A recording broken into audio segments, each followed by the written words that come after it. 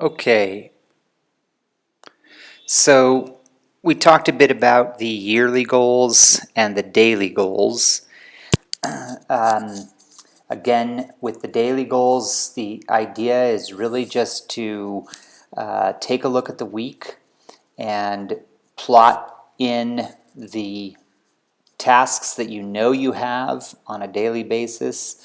Um, Look at the areas of opportunity that you have to fill that time.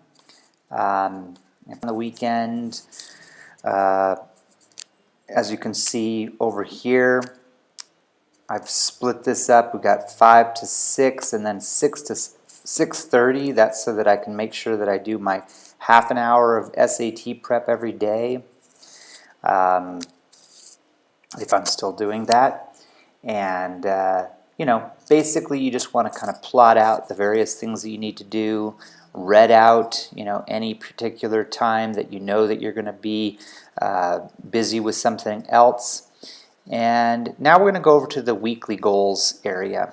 Okay, so down here again at the bottom we have the different tabs. So click on the weekly goals. Now what I've got here is across the top row we've got weeks, and these are kind of arbitrary at this point. You can set in your starting day anytime. I've got it way back from July 19th, but each column represents 1 week. Okay, and the first column represents all the tasks that I have to do. So what I want to do first is I want to focus on just brainstorming all the various tasks that I might need to get done.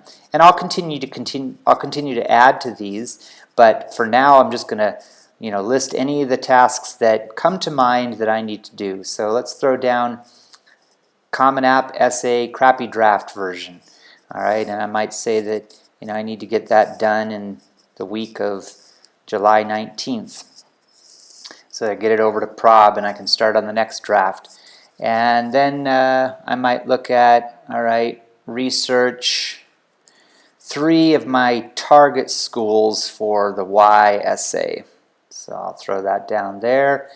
And maybe I'll do that in the week of July 26th.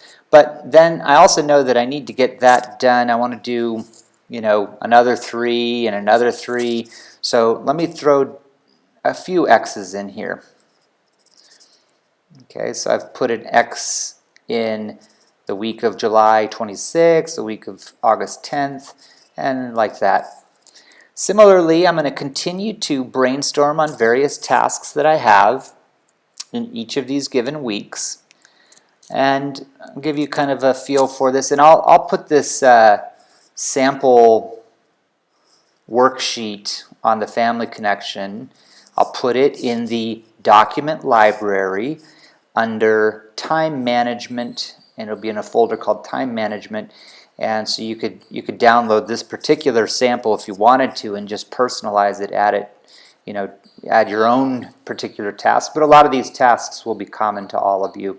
So I've got review new schools that Prob might have sent, finalize my list of schools with Prob and parents. So throw that over into August 3rd. Hopefully most of you have done that already. We talked about setting monthly goals for the extracurriculars. I know that that's going to be tapering off a little bit now as we get into the first semester of 12th grade, but probably want to continue with that to some level. And similarly, I've put a lot of other tasks down here.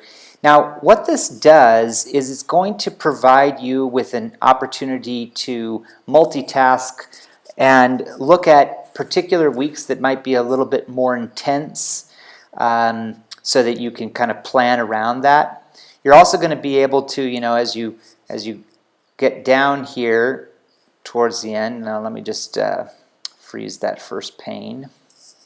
Okay, I'll keep these formats so that you won't have to do this at a later stage. But come to Windows, freeze panes. Now if I come over here, I'm going to keep my tasks at hand, and we'll see that whatever the current week is will be right to the right of my tasks. And it gives me an idea of what's coming up in the weeks to come. And perhaps I'll even use this weekly goals to fill out my daily goals plan. So the current week, and I can see what needs to get done.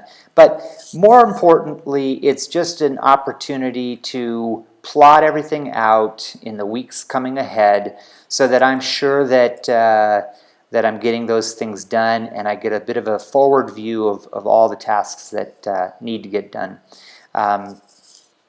I'll be sending you a focus areas like I did last year, and in there are various tasks, so you might just add them to your list here.